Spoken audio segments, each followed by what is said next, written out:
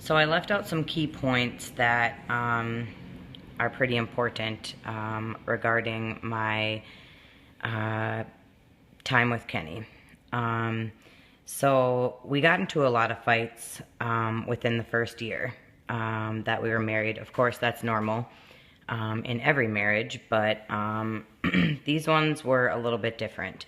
As I said before, when you're not certain that the man you're with loves your kids and treats them as their own, a lot of fights start because of that. A lot of fights also start when you take a single mom who is used to doing everything by herself and add in another person who's now disciplining, who's now, correcting your kids. It as a single, independent, strong mother was hard for me to watch. Some of it I was right on calling him out on. Some of it I was totally in the wrong.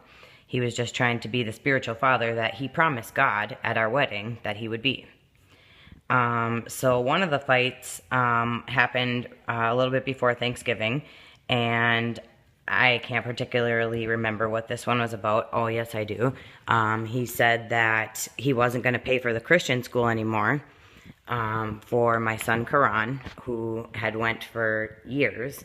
He wasn't going to pay for it anymore because his deadbeat dad should be paying for that because Karan wasn't his son. And that day I just said, hey, you can hit the road. I'm tired of you talking about Karan. The issues were always with my son, not with my daughter. And he would say things like, when you have our son, this is how it's going to be, and I'll just discipline him, and you can discipline those kids. And, a lot of our fights stemmed from arguments regarding our children. So one of the times I kicked him out, and I thought he was staying with his friend, Rashad. I later found out that he did not stay with Rashad, and I'll get to that in a second. But he was gone for probably a week. He wasn't even trying to get back in. It wasn't for a week until we even talked about what happened, and he came back. Another time, I kicked him out. I forget, what this one was about. I don't remember at all.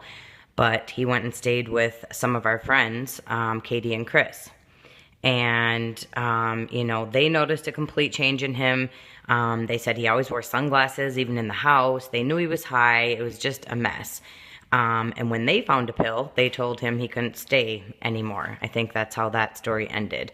I'm not really sure, but I know they found a pill in their house, and, for the safety of their kids. I mean, imagine, everybody I know pretty much has kids. Of course, I have friends who don't, but most of the people I know have kids. And to find a pill on your floor that your kid could potentially eat and die from is a really big deal.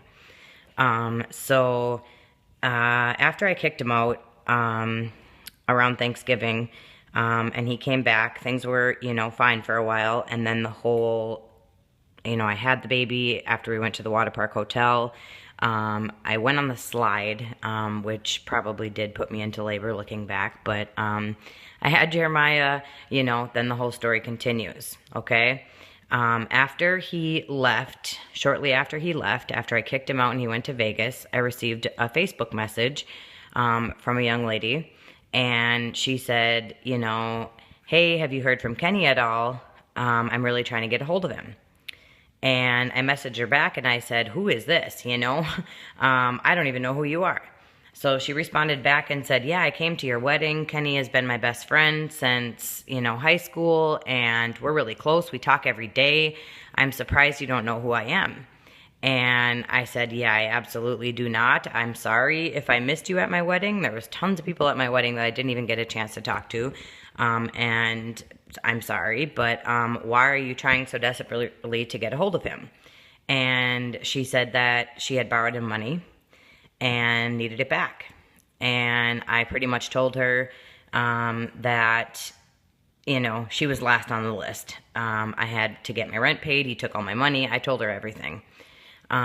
So then we got to talking. I eventually gave her my phone number, asked if I could call her. Long story short, when I kicked him out shortly before Thanksgiving, he had stayed with her for that whole week. He was not with Rashad. He was with her. And she proceeded to tell me that while he was there, he basically spent his whole time trying to get with her. Told her that he loved her, that he married the wrong person, you know, he's always been in love with her, and that I knew about all of this.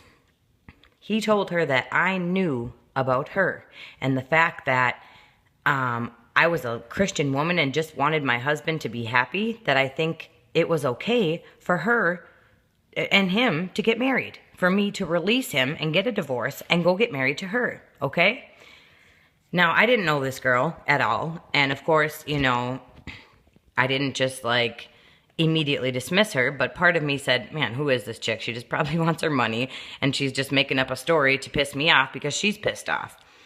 But the more we talked, the more I knew she was genuine in what she was telling me, and when she started telling me that they talked every day, even about sexual things that nobody would know about except Kenny and me, I believed her, and I knew 100% she was telling the truth.